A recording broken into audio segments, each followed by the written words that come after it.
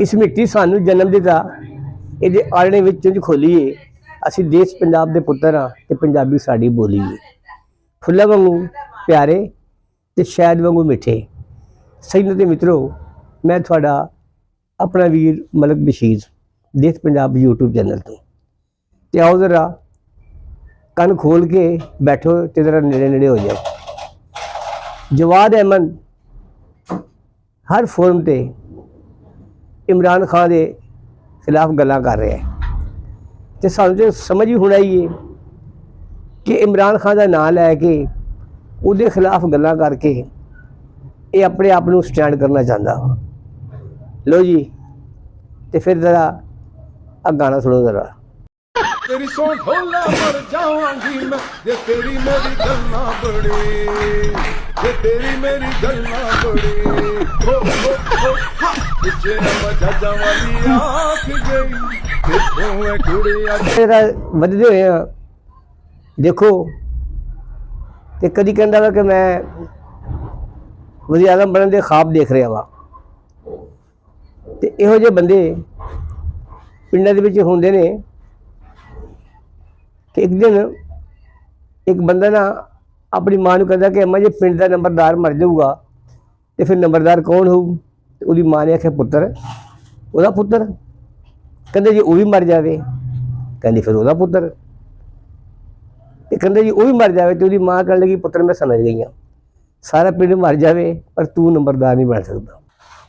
हर programme के इसकी कुत्ते खानी हो रही है, फिर भी ये ढीटा वांगू सिर डाई रखता वा। आ जरा देखो। सुबह मैं आपकी एक वीडियो देख रहा था जिसमें आप कह रहे थे कि फ्यूचर में या आने वाले वक्त में पाकिस्तान में दो ही पार्टीज़ होंगी, एक सोशलिस्ट बराबरी पार्टी और एक पाकिस्तान तहरीक इंसाफ, कैपिटलिस्ट पाकिस्तान तहरीक इंसाफ। हाँ सॉरी तो इसमें जो तहरीक इंसाफ के बारे में आपने कहा जी कि उनका सोशल मीडिया जो है इस वजह से वो फेमस है कि उनका सोशल मीडिया गन फैला रहा है और ये सारी चीज़ें कर रहा है। तो एक चीज़ तो आपने हमारे लिए नैरो डाउन कर दी कि दो ही पार्टीज़ आगे होंगी, एक आपकी होंगी और एक जो है दूसरी पार्टी। तो हम इसमें कैसे सर ये सिलेक्ट कर पाएंगे कि हम बराबरी पार्टी की तरफ जाएं या एक दूसरी पार्टी जिसका लीडर विद रिस्पेक्ट मैं अपना ओपिनियन दे रहा हूँ कि जिसका लीडर जिसने क्रिकेट में भी हमें यार डरो नहीं यार, नहीं सवाल करो क्या है यार। मैं जिन्होंने हमें क्रिकेट में इतनी फतवाहत दी, सोशल जब वो आए वर्क में उसमें उन्होंने हॉस्पिटल बनाया, यूनिवर्सिटी बनाई और पॉलिटिक्स में उनकी इतनी स्ट्रगल है जिससे हम यूथ को इतना एक जो एक रवायती सियासत थी उस ख़त्म हुआ और हमें पता लगा कि क्या हो रहा था हमारे मुल्क में।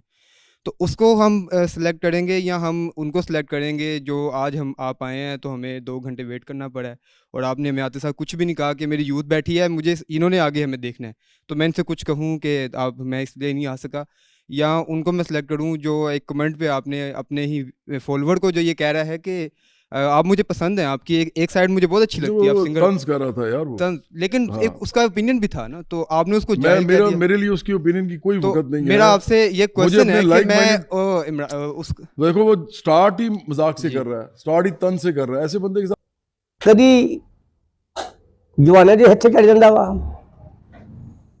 कदी औरतों को बेइज्जती करा लेंदा वा ते कदी प्रोग्राम के एंकर को बेइज्जती करवा लेंदा वा।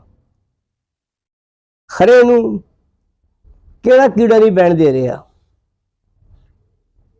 ते असीं ते इस नतीजे ते पहुंचे हाँ कि इमरान खान का नाम लैके उसके खिलाफ गल्लां करके अपनी मशहूरी करना चाहता वा।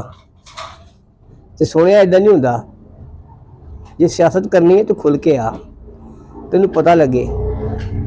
सोशलिस्ट ते कैपिटलिज्म दी गल्लां करदा वा, पता तूनू है नहीं। लैनन तू नहीं पढ़िया, फिडल कास्ट्रो तू नहीं पढ़िया, माओ ने तू नहीं पढ़िया ते नचन टप्पन नाल ते ना गल बन जाती।